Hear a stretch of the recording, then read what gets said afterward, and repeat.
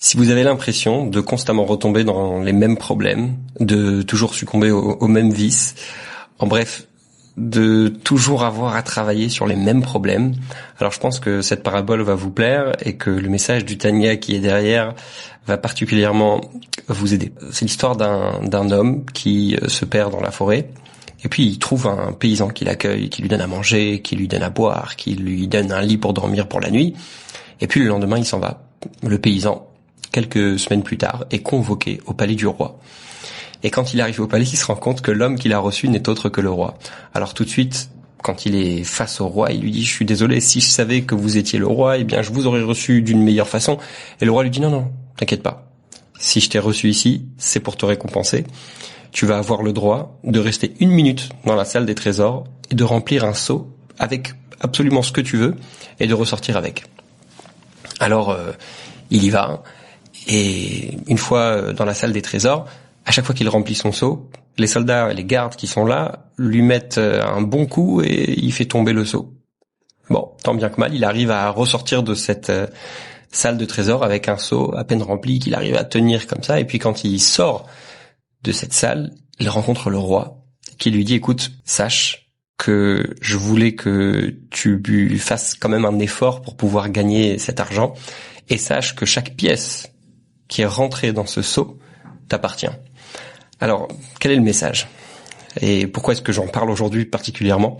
Alors, au moment où cette vidéo est filmée, eh bien, on étudie en ce moment dans le Tanya, on a étudié dernièrement le chapitre 27, qui pose cette question. L'Admour HaZaken, Rabbi Shneur Zalman de Liadi, donc l'auteur du Tanya, nous explique que il arrive qu'une personne se pose la question: pourquoi est-ce que je dois me battre autant? Pourquoi est-ce que je suis constamment confronté aux mêmes problèmes et je dois constamment me battre contre des mauvaises pensées qui continuent de venir, et puis on n'arrive jamais vraiment à s'en débarrasser? Et la réponse qu'apporte Rabbi Shneur Zalman, c'est de dire qu'en réalité, à chaque fois que l'on repousse le mal, à chaque fois qu'on repousse ces mauvaises pensées, ces mauvais comportements, ces mauvaises paroles, eh bien, on fait un plaisir énorme à Dieu. Il dit que quand une mauvaise pensée nous vient, on ne doit pas être déprimé, déçu d'avoir eu cette mauvaise pensée. En réalité, on accomplit encore là un commandement divin. On le lit d'ailleurs tous les jours dans la prière. Vous n'irez pas après la tentation des yeux et des cœurs.